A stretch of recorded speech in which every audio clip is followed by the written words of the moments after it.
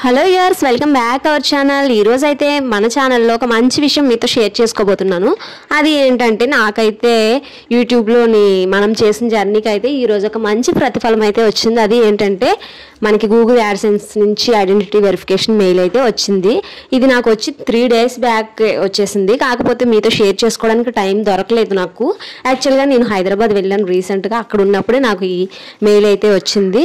So మీకు అప్పుడే నేను వీడియో చేద్దాం అనుకున్నాను. ఇంకా చెప్తున్నాను కదా, టైం అయితే అసలు కుదరలేదు. ఇంకా అక్కడి నుంచి వచ్చిన తర్వాత పిల్లలకి చిన్న షూట్ జరిగింది. ఇంకా ఆ షూట్ బిజీలో 2 days అలా గడిచిపోయింది. ఎట్టకెలకు నాకు ఈ రోజు ఇంకా ఇల్లంతా చిందరవందరగా ఉంది. ఆ పనులన్నీ చేసుకుంటూనే మీతో నేను ఈ విషయాన్ని చెప్పాలని చెప్పేసి వీడియో చేశాను.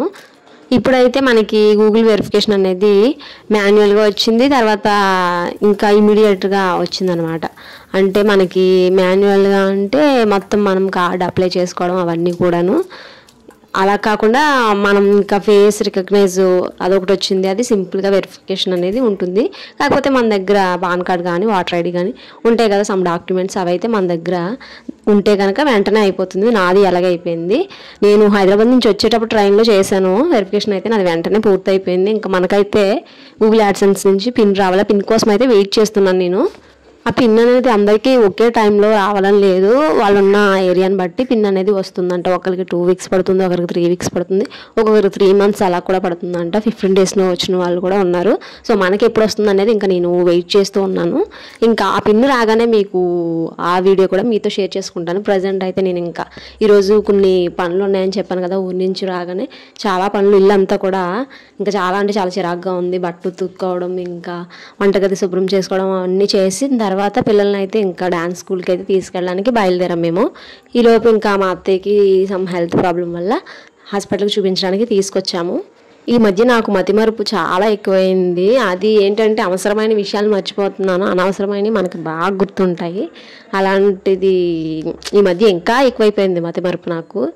ఈరోజు కొన్ని పనులు చేయాలి అని లేవగానే అనుకుంటాను. ఆల్మోస్ట్ అన్నీ చేయడానికి నేను ఎక్కువ ట్రై చేస్తాను. ఆల్మోస్ట్ అయిపోతాయి కూడా. రేపు చేయాలనుకున్నది నేను ఈరోజే చేసేసుకుంటాను. ఏ పనైనా సరే ఈరోజు చేయాలనుకున్నది ఇప్పుడే చేస్తాను.